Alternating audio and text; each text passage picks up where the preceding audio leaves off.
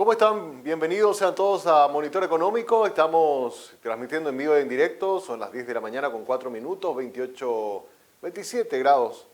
A ver si veo bien. 28, 29. Ahí está. Veo bien entonces. Ahora sí.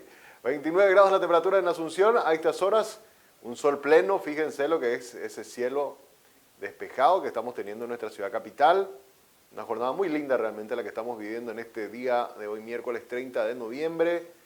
Ya a horas nada más de iniciar el último mes del año, vamos cerrando de a poquito el 2022. Así está la ciudad. Como te decía, 29 grados la temperatura a esta hora de la mañana, humedad del 59%, soplan vientos al este a 11 kilómetros. Para hoy se anuncia una máxima de hasta 34 grados, jornada calurosa, con cielo parcialmente nublado, vientos variables. Y para la noche también vamos a tener una noche cálida, calurosa. Fíjense que vamos a tener a la noche temperaturas que van a estar rondando entre 32 y 28 grados. Así que a prepararse porque se viene ya estos días más cálidos, intensos, digamos, entrando despacito ya a lo que va a ser la temporada de verano.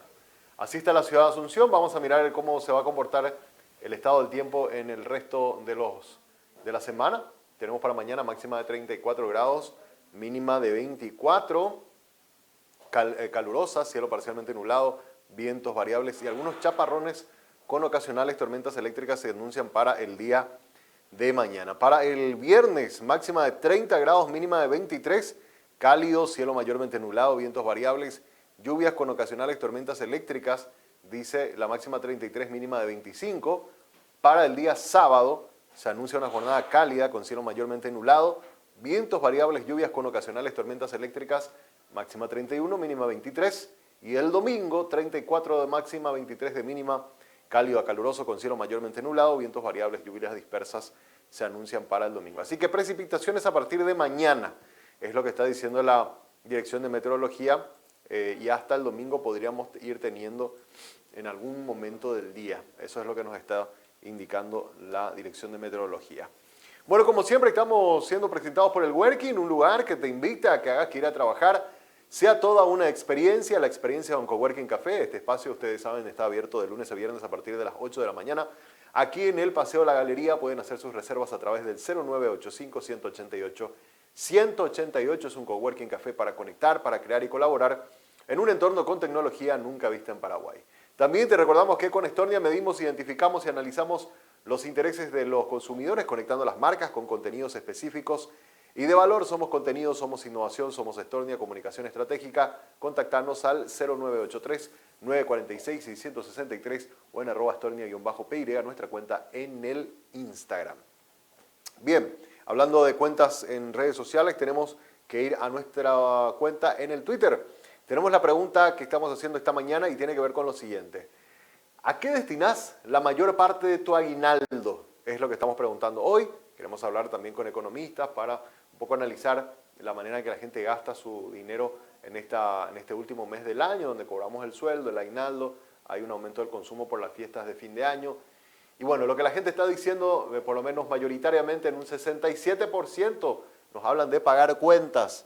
Un 25,9% usa su dinero para viajar, un 1,9% para hacer regalos y un 4,8% lo gasta en las fiestas navideñas. Así está, entonces, saldar las cuentas es casi 70% de la gente utiliza ese dinero para ponerse al día con sus compromisos, lo cual es importante también, ¿verdad? Porque quiere decir que hay un grado de responsabilidad importante de la gente. Así está respondiendo la gente en el Twitter. Ustedes pueden participar, @5DíasPY, nuestra cuenta en el Twitter. Vamos ahora rápidamente a nuestro repaso por los indicadores financieros.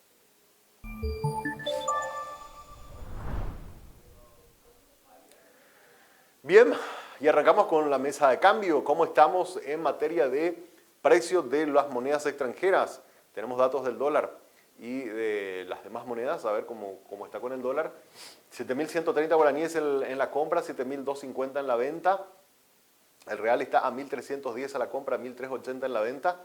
Peso argentino, 22 a la compra, 28 a la venta. Y el euro está a 7.270 en la compra, 7.500 en su precio de venta. Hubo un repunte nuevamente en el precio del dólar que, según algunas consultoras independientes están ya estimando que el dólar estaría arrancando el año que viene o alcanzando el año que viene los 7.300 guaraníes. Es la estimación que se estaban dando justamente en estas últimas horas de algunas consultoras independientes respecto a lo que se pueda esperar para el tipo de cambio. Así que vamos a estar monitoreando, como todas las mañanas, cómo se va moviendo el precio del dólar respecto a nuestra moneda local. Miramos ahora cotización de los commodities, cómo están las materias primas agrícolas, que hoy en el caso de la soja y el maíz abrieron con un leve aumento, $536 por tonelada la soja, 278 dólares por tonelada el trigo, una leve reducción por el lado del maíz, $262 por tonelada, con una variación negativa. Por el lado de la importación de también productos importantes para nuestra economía, como son el heating oil, que sería el gasoil común, el gasoil refinado, que lo usamos acá en Paraguay mayoritariamente para todo lo que tenga que ver con el movimiento del transporte y demás, logística. Bueno, está cotizando en el mercado internacional para los grandes importadores a un precio de $3.29 por galón, un pequeño aumento, y en el caso de las naftas, también las naftas refinadas se están vendiendo en el mercado internacional a $667 por tonelada. Así está entonces el precio de las materias primas, por lo menos de estos rubros, de estos productos en los mercados internacionales. Por último, miramos cómo está el mercado de valores de Asunción. Tenemos datos del volumen negociado acumulado de las casas de bolsa. Acá está la lista completa de todas las casas de bolsa y quiénes son las que están cerrando con una cartera más importante en lo que tiene que ver con volumen de negocios. Tenemos en primer lugar a Basa Capital, en segundo lugar a Cadien, tercero está Regional, cuarto Investor y quinto Avalon. Son las 5 casas de bolsa que han tenido en lo que va de este año o en lo que acumulan de este año el mayor volumen de negocios. Luego ya aparecen el resto de las demás casas de bolsa, algunas muy nuevas, pero que también están ya con volúmenes interesantes de operaciones casi al cierre de este año. Así que así estamos en lo que tiene que ver con cartera de negocios por casa de bolsa, y esto sería como una especie de ranking, quiénes son los que están en primer lugar acaparando la mayor cuota del mercado. Muy bien, hasta aquí nuestro repaso habitual que hacemos sobre estos indicadores económicos y financieros. Ahora es momento de hacer una brevísima pausa a la vuelta. Tenemos ya nuestro tema de análisis, vamos a fijarnos hoy, vamos a estar hablando sobre datos que nos proporcionaba la gente de la CADAM. Importación de vehículos, ¿cómo estamos? ¿Cuáles son las marcas que más se están importando? Vamos a ver los datos actualizados proporcionados por los amigos de CADAM y vamos a tener una perspectiva un poco de cómo está yendo el negocio también automotriz en nuestro país.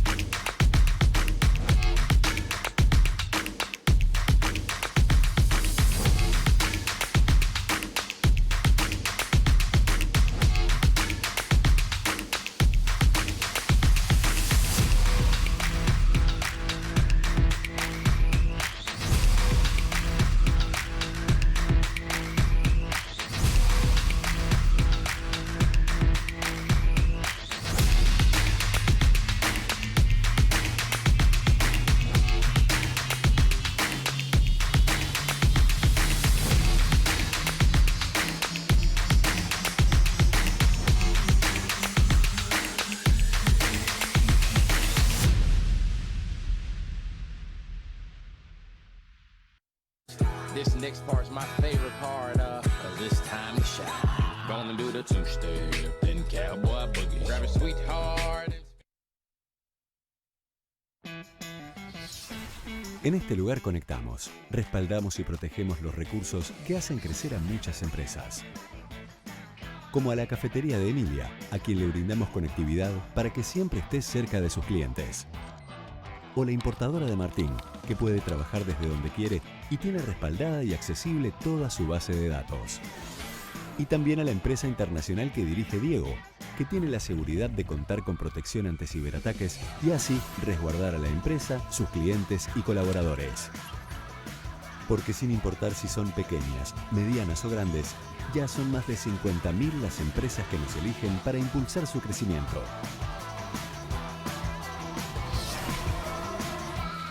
Tigo Business. Conexiones que impulsan.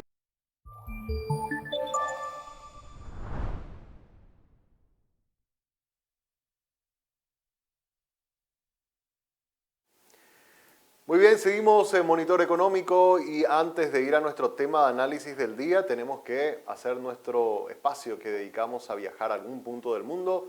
Hoy nos toca visitar la ciudad de Praga, en República Checa. Qué ciudad fantástica realmente. Para muchos es considerada una de las ciudades más bellas del planeta. Praga es la capital de la República Checa y de la región Bohemia, situada a orillas del río Moldava, que creo que es lo que estamos viendo en imágenes.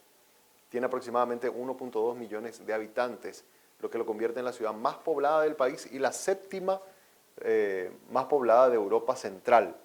El área metropolitana de Praga cuenta con una población de 1.9 millones de habitantes. Su belleza y patrimonio histórico la convierten en una de las 20 ciudades más visitadas del planeta. Y hay muchos que consideran que es una de las ciudades o la ciudad más hermosa del mundo, por sus construcciones, por su historia, por la calidad de vida.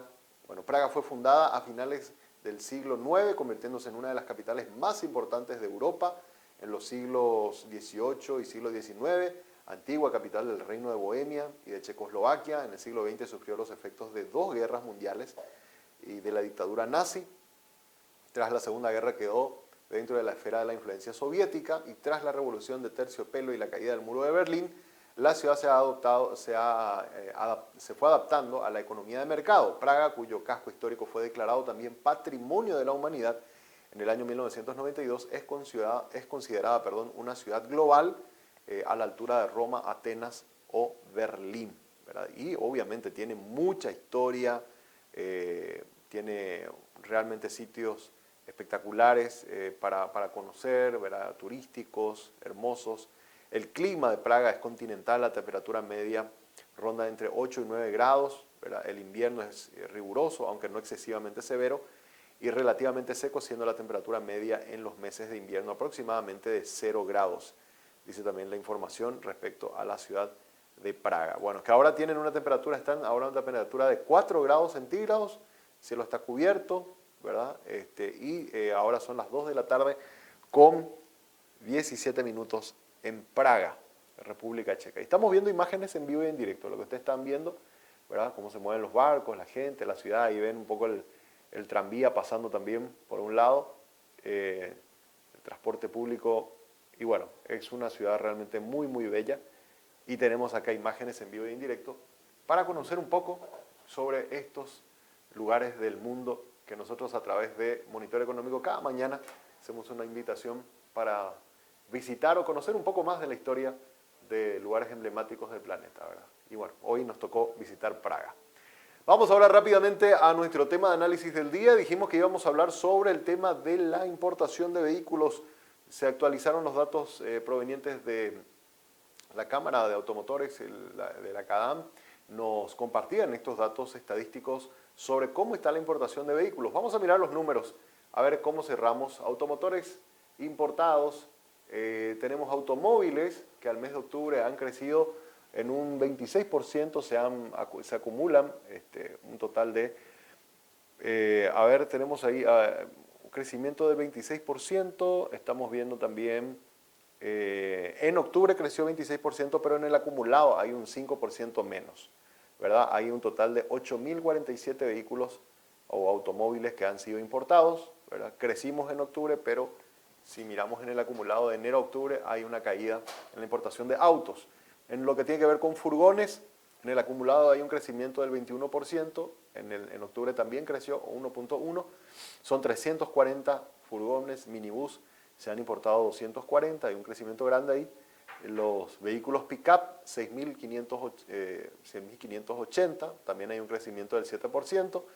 Los vehículos sub, ¿verdad? Que ahora están muy de moda, estas camionetitas utilitarias, muy urbanas, 13.672 de estos vehículos se han importado, crecieron un crecimiento del 100%.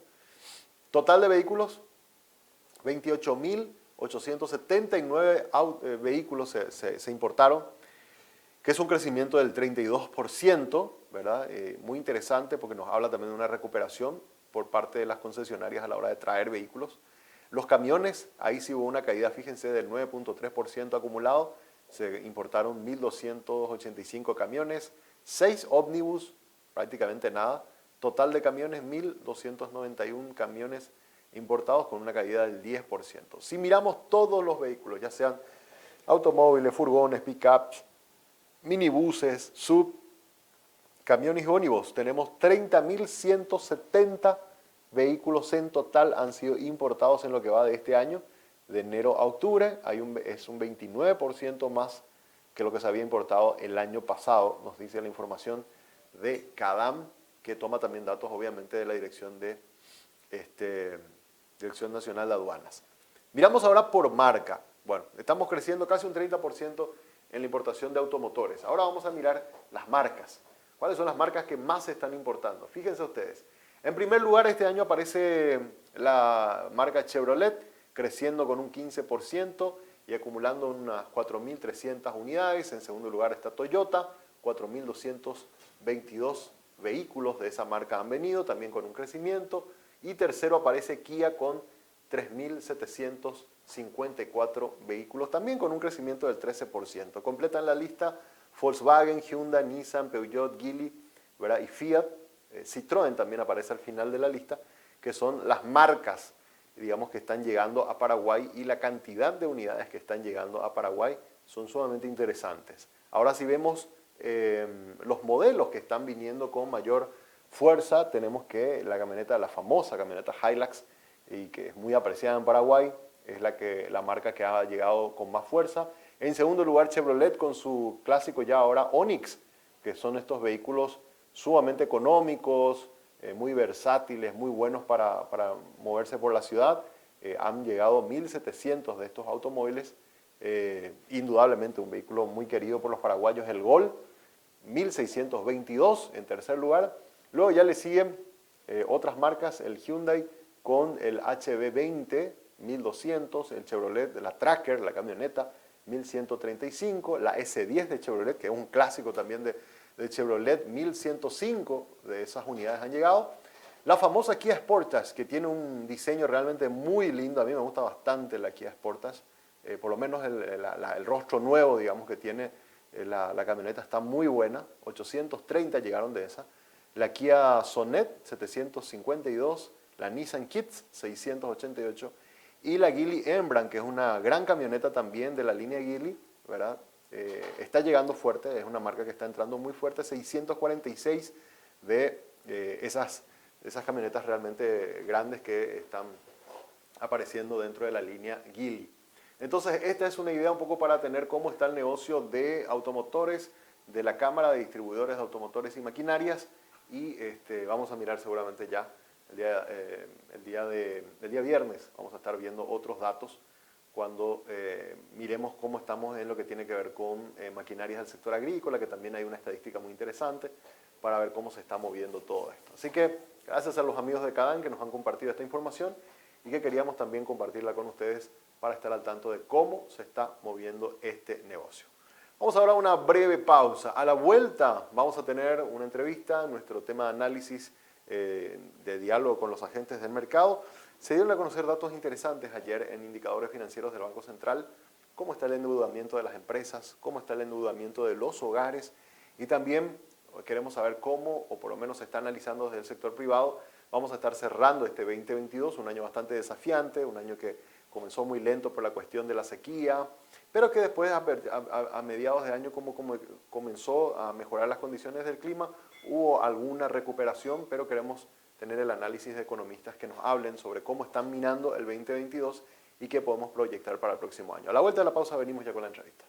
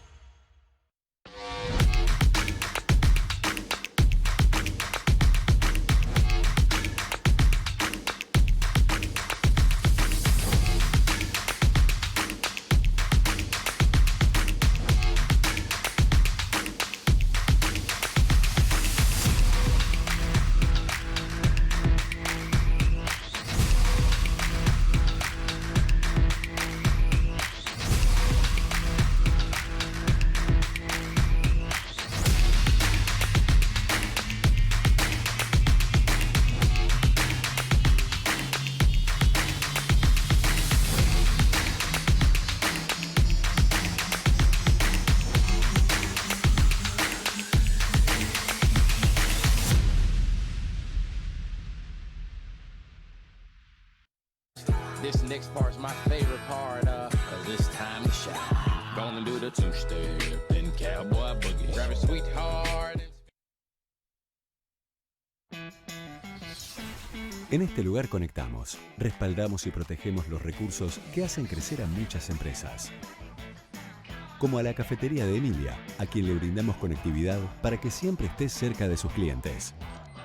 O la importadora de Martín, que puede trabajar desde donde quiere y tiene respaldada y accesible toda su base de datos. Y también a la empresa internacional que dirige Diego, que tiene la seguridad de contar con protección ante ciberataques y así resguardar a la empresa, sus clientes y colaboradores. Porque sin importar si son pequeñas, medianas o grandes, ya son más de 50.000 las empresas que nos eligen para impulsar su crecimiento.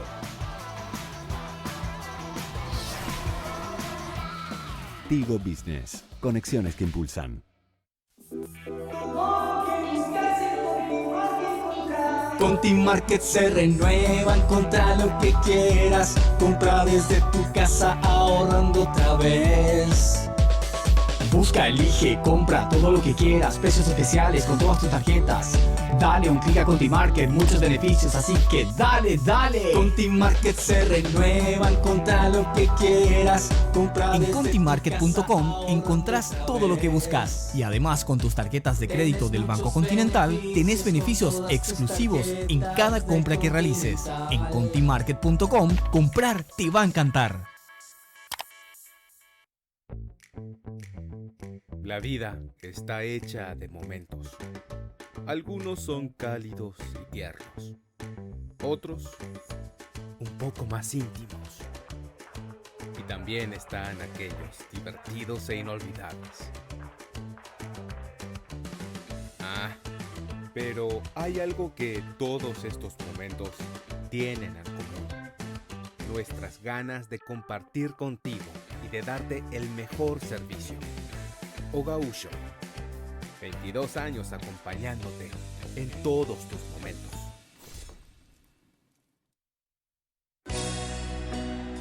Todo lo que me diste no fue lo suficiente para que me quedara contigo para siempre. ATR llegó la conexión total de personal y conectó a todo el barrio. Peña personal, tampoco lo que quieras que vas a alegrarte. Conexión total, ahora tenemos fútbol y más para darte. Peña personal, mejora tu conexión, porque vos lo merecías.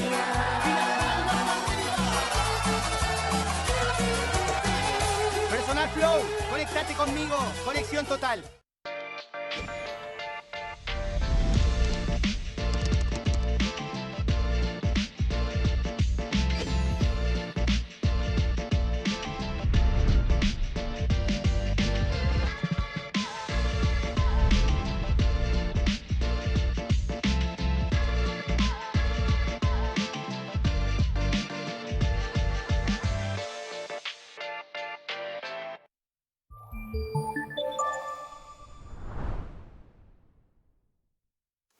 Muy bien, seguimos en Monitor Económico. Es momento de ir a nuestra entrevista de este día y queremos hablar con algunos agentes y en este caso con una persona muy entendida en los temas de economía. Es el economista justamente Wildo González, quien está con nosotros ya en línea y a quien saludamos. ¿Cómo te va, Wildo? Muy buenos días. Buenos días, muchas gracias por la invitación y aquí a la hora. Bueno, Wildo, queríamos hacerte algunas consultas por algunos resultados que fuimos viendo de Banco Central, algunas proyecciones que están dando también consultoras independientes y tener un poco tu visión. Y arranco con la primera. Ayer se daban a conocer algunos indicadores muy interesantes a través de un informe que presentó el BCP, donde a mí particularmente me llamó la atención el crecimiento que se ha visto en el endeudamiento de los hogares. Y te leo un poco lo que dice el informe, dice la incidencia en la variación interanual y nos dice que en septiembre del año pasado había un nivel de endeudamiento de 7.8 y aumenta a 19.7, ¿verdad? Y hay un crecimiento importante en el porcentaje. También los niveles de morosidad se han mantenido en torno al 6, casi 7% en la mora de las cuentas que tienen las familias en los bancos. Y ahí quería consultarte, bueno, esto es un poco consecuencia de un año difícil, un año con alta inflación, que ha permitido o que ha generado, digamos, este mayor endeudamiento de las familias en sus cuentas con el sistema financiero, Wildo. Sí, mira, hay muchas cosas que uno tiene que tener en cuenta. Por el número que dijiste, tiene mucha incidencia en la duplicación de la variación anual de los créditos de consumo, la inflación justamente. Fíjate nomás que el crédito promedio de una persona antes, no sé, por un ejemplo, pedía 1 millón de guaraníes para poder comprar la misma cosa que compraba antes, 1 millón de guaraníes, ahora tiene que pedir 1.200.000 probablemente. Y ese incremento que está ahí del 20% es inflación. Ahora, eso no implica que en realidad tampoco, no estoy diciendo tampoco que el crédito, o sea, o la deuda de las familias no está aumentando.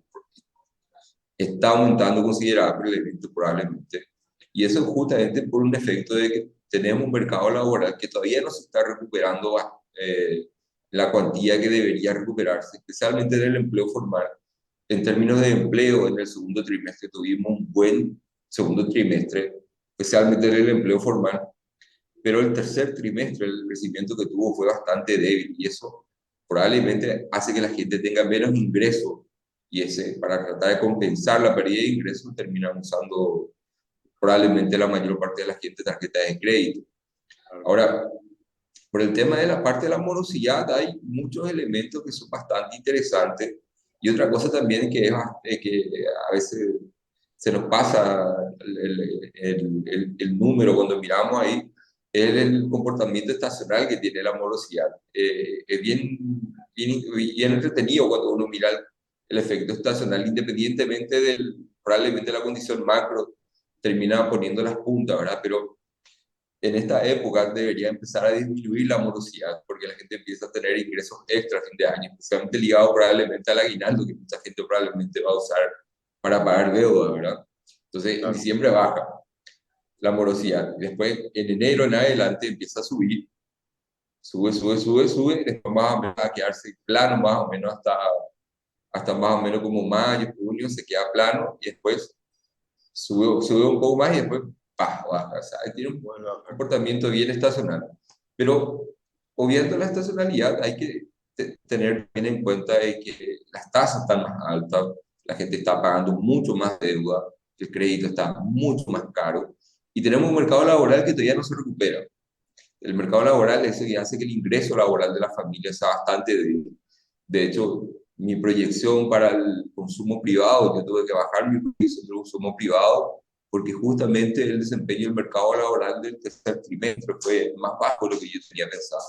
Entonces, eso es algo que probablemente también le va a impactar a la venta de las empresas.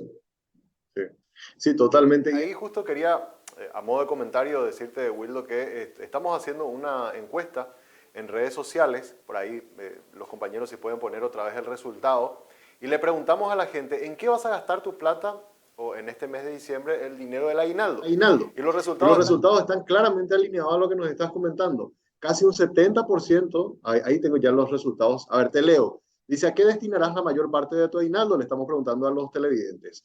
Un 67.6% dice a pagar cuentas. Un 25% dice a viajar, ¿verdad? Para viaje. Un 1.9%, apenas casi un 2% dice para comprar regalos y fiestas navideñas un 4.6%. Es decir, el grueso de la gente utiliza casi un 70%, nos está diciendo, de los televidentes que ahora están conectados, nos están diciendo que claramente su aguinaldo es para ponerse al día con todas sus cuentas. Por eso va un poco en línea con lo que decís, que ahora en diciembre es como que se acomodan un poco los balances también de las empresas, porque mucha gente se pone al día, pero después eso vuelve a normalizarse en el resto o sea, al inicio del próximo año. ¿Es algo tradicional o estacional que se da con frecuencia, Wildo? Sí, es algo que pasa, esto no pasa en muchos países, no solo acá en Paraguay. Si ustedes replicaran esto con un país, van a encontrar el mismo efecto. Entonces, es una situación global, vamos a decirle, una economía global bastante débil, muchos países con dificultades y pasa eso. Entonces, y de hecho probablemente la mayor parte de la gente va a pagar la deuda. Me imagino probablemente la tarjeta de crédito que está reventada van a pagar la deuda. Y va a empezar otra vez de vuelta al bicicleteo, vamos a decir. Probablemente la mayor parte de las familias van a hacer eso. Y porque después de estas fiestas, apenas enero tipo descansamos y en febrero ya comienza el año lectivo, hay que pagar matrícula, uniforme, ¿verdad? Todos los gastos tradicionales, ¿verdad? Así que ahí volvemos otra vez a utilizar la tarjeta. Es un ciclo. No se sabe. Es un ciclo. Inevitable. Quiero otra cosa también. El dato del IMAED, ¿verdad? Que es del Índice de Actividad Económica del Banco Central, nos concluía el primer semestre con una caída del 3% en el ritmo de la economía. Pero en los próximos meses, ya desde julio, agosto, por lo menos comenzaron a haber algunos indicadores de recuperación, por lo menos, ¿verdad? Ya los números acumulados ya no eran tan negativos. En los análisis que vos estás viendo, ¿hubo efectivamente una recuperación en el segundo semestre? ¿Y qué podemos esperar para el cierre ahora de diciembre en cuanto al Producto Interno Bruto, Wildo? Mira, efectivamente, como decís, el IMAEF tuvo un buen desempeño, especialmente en los últimos 2 meses. Sí. Creo que está hasta septiembre la última publicación. Ahora, antes de Navidad, vamos a tener regalo el IMAEF de octubre, recién vamos a decirle, todavía vamos a cerrar el año y no vamos a ver cómo vamos a terminar la actividad económica. Bueno, en todos los países pasa eso en todo caso. Pero algo bien interesante fue que este dinamismo en el IMAEF se dio en indicadores que son ligados a la parte de los servicios, que no tenemos mucha información pública de eso. Entonces, a muchos nos tomó por sorpresa ese dinamismo de sus últimos 2 meses. Ahora, eso, por ejemplo, puede darnos un pie para poder ser un poco más optimista en nuestra proyección. La proyección que yo tenía, o tengo, todavía es una contracción de menos 1%. Quiero esperar a tener el dato de octubre para cerrar mi proyección, pero con los últimos 2 datos tengo un sesgo, probablemente de revisión al alza para mi proyección de PIB de este año de menos 0,5 a menos 1. O sea, yo creo que más o menos va a cerrar con eso. Tengo modelos que me indican eso. Y hay que ser bastante cautos en el fondo, y algo que también hay que depender bastante, de eso dependemos, es el comportamiento del clima. Y ahí para el año que viene probablemente pienso que el PIB va a estar en torno a 4 o 5%, que es más o menos como un rebote que está ahí. Hay un tema también de que probablemente ahora muchos están aquí empezando a hablar de las proyecciones, están siendo bastante optimistas. Por ahí un colega ex ministro, vamos a decirle, tenía una proyección creo de 8% por ahí. Eso es un poco difícil que pase, vamos a decir, todos los sectores. Dende dijo ayer, Wildo, 6%. Vos estás hablando entre 4%. Y habían otras consultoras que mencionaste hasta 8%. Digamos, tenés una posición un poco más cauta respecto a los números. Sí, pero ¿sabes cuál es el tema? Mira, y hay que ser bastante claro. Mira, hay 2 elementos fundamentales que pueden quitarle dinamismo a la economía, y está ligado a la parte del desempeño de la economía no recursos naturales. Como a mí me gusta decirle al PIB resto, vamos a decir, quita todos los sectores de recursos naturales al PIB que está afectado por condiciones cíclicas, política fiscal, política monetaria y otros tipos de factores. Vamos a pensar que la parte agrícola es como elástica, depende del clima y tiene una demanda de alimentos que no es elástica al entorno global, vamos a decir. Ahí los 2 elementos principales son principalmente el aumento de tasas que tuvimos. El aumento de tasas que tuvimos fue muy grande.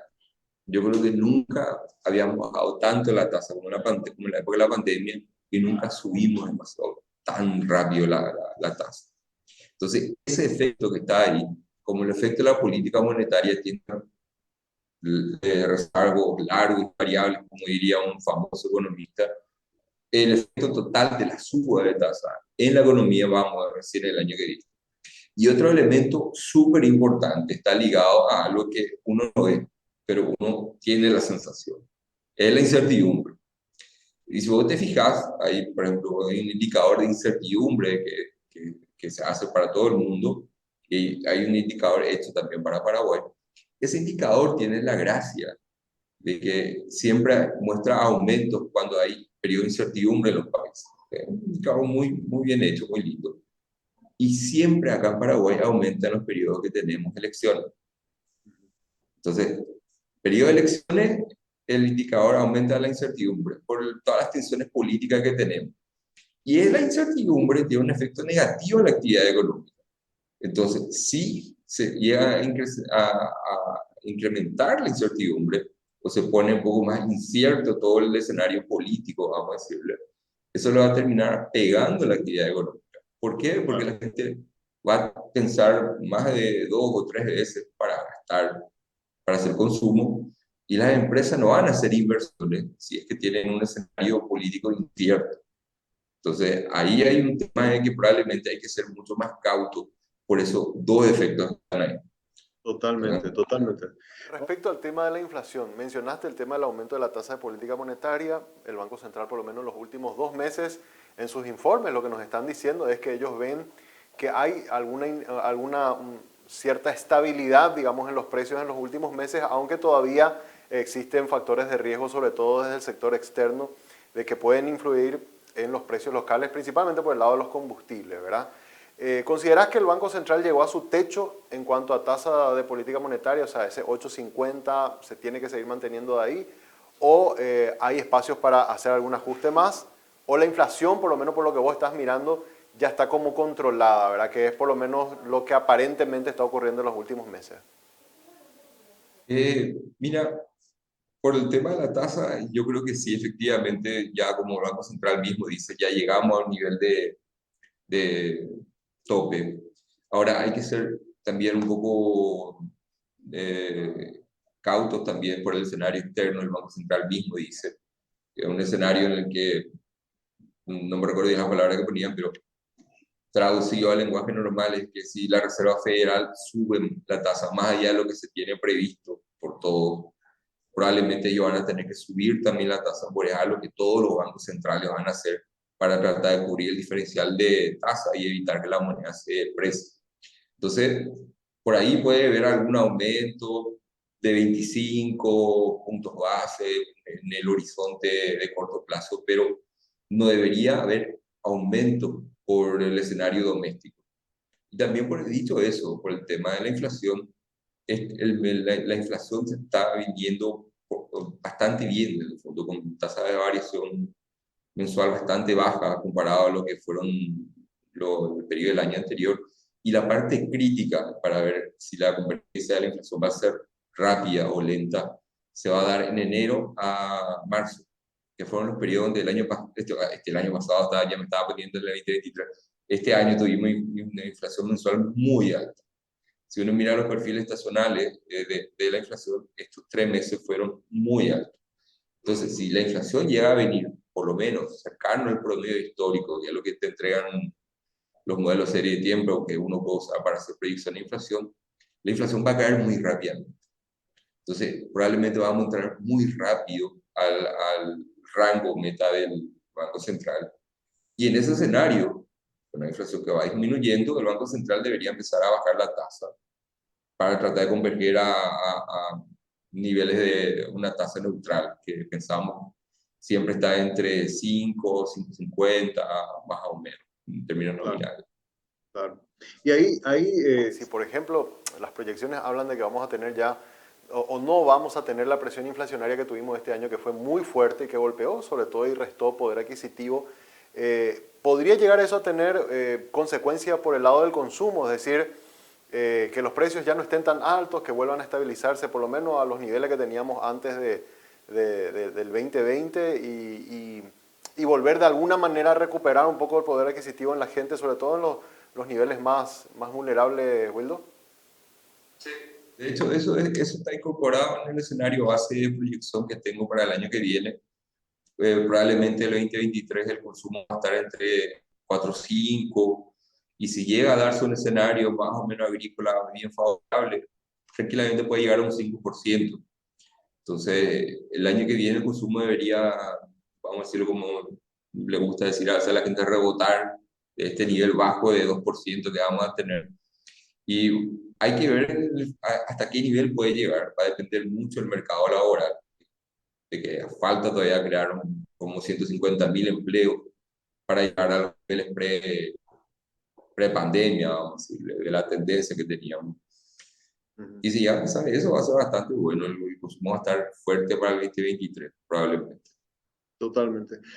Por último, dos consultas. ¿Cómo crees que va a darse estas fiestas de fin de año? Por lo menos los empresarios están, como dijiste hace rato, con una expectativa cautelosa, digamos. Hicieron inversiones, están esperando, ¿verdad? Y creen que se pueda tener unas buenas ventas, pero no saben si van a ser superiores a la del año pasado. Eso por lo menos fueron lo que nos dijeron. No sé si opinas igual. ¿Y qué podemos esperar para el 2023? Vos pintaste un escenario, digamos, que hay que tener en cuenta que va a ser transversal las elecciones de abril y obviamente eso va a afectar también mucho en decisiones de inversión. ¿Cuáles son tus proyecciones para este diciembre en cuanto a consumo y el 2023, pensando un poco en qué se nos viene en materia de actividad económica? Mira, lo más interesante para esta fiesta va a ser que vamos a tener probablemente un mes o un entorno con menos inflación. Entonces, eso ya de por sí te ayuda un poco más para que uno pueda tener un poco más de libertad a la hora del gasto. Ahora, ¿cuánto vamos a poder vender o gastar este fin de año comparado al diciembre del año anterior? Yo creo que particularmente por lo menos va a ser más alto de lo que teníamos el año pasado. Las condiciones macro, por lo menos el entorno global que uno tiene, son más favorables, entonces eso debería implicar por lo menos un poco más de gasto. Entonces eso es algo bastante interesante.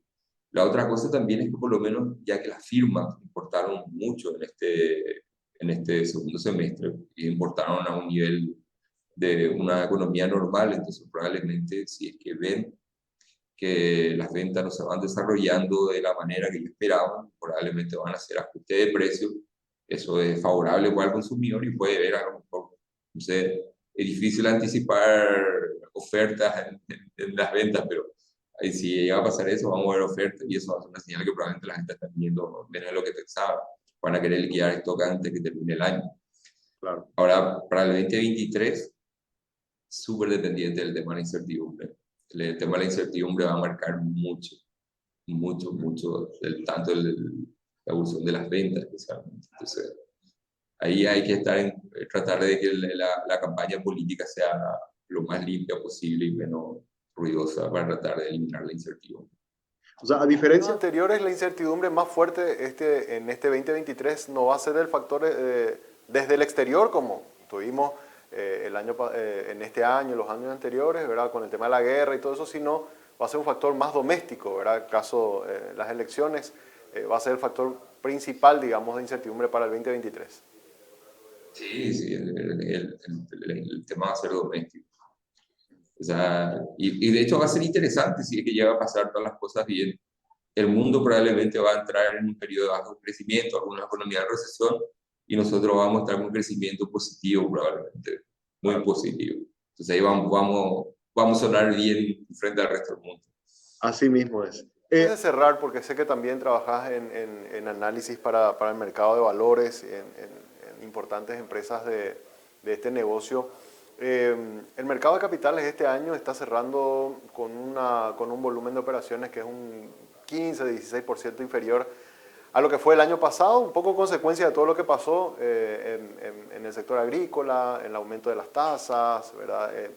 Y bueno, eso afectó mucho al mercado de capitales este año.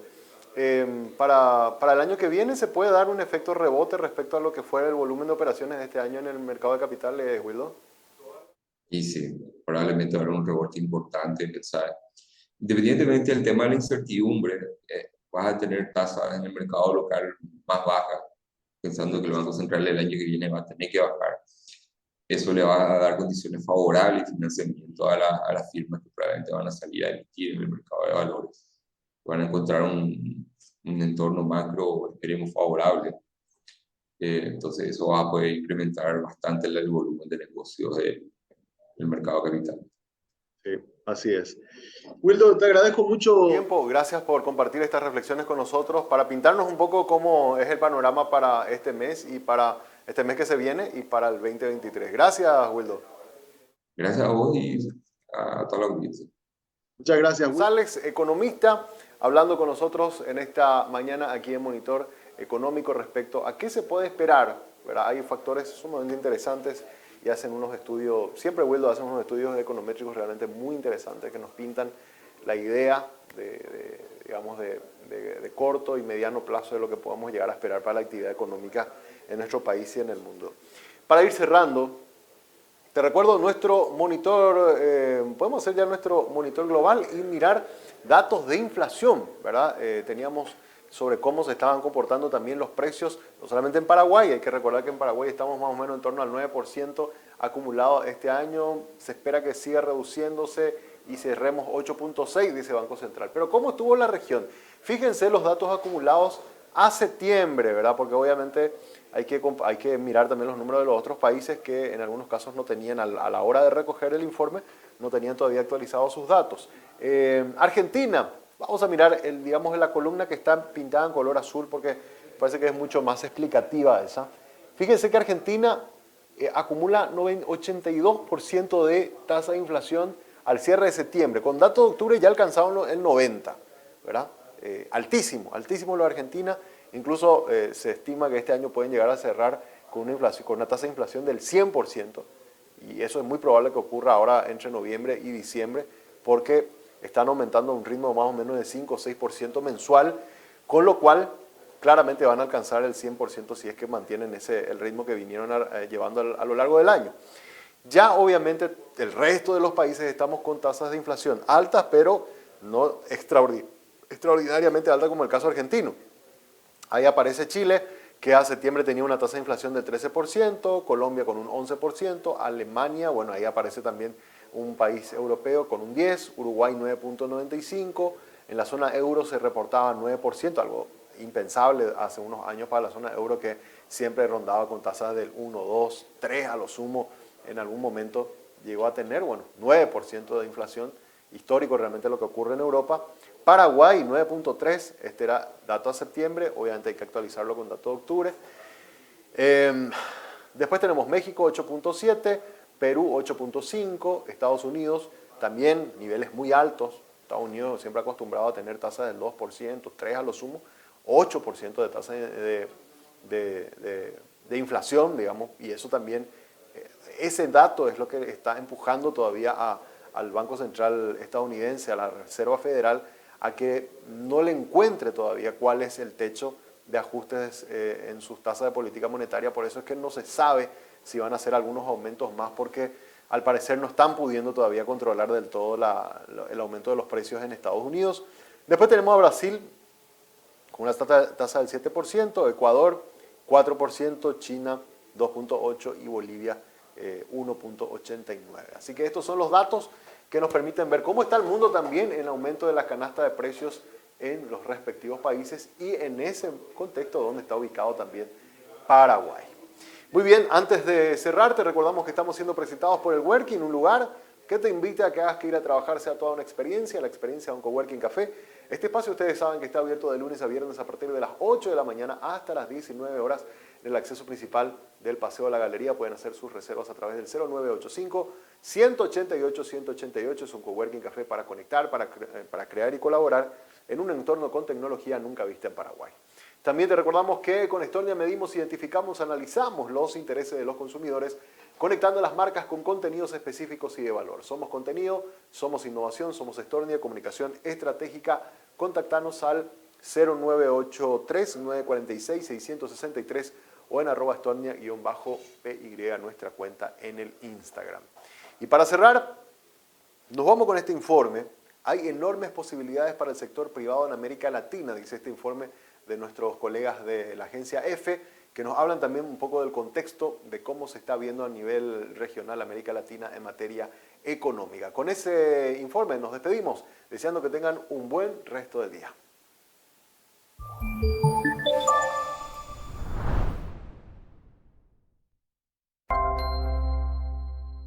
Latinoamérica vive un momento económico complicado.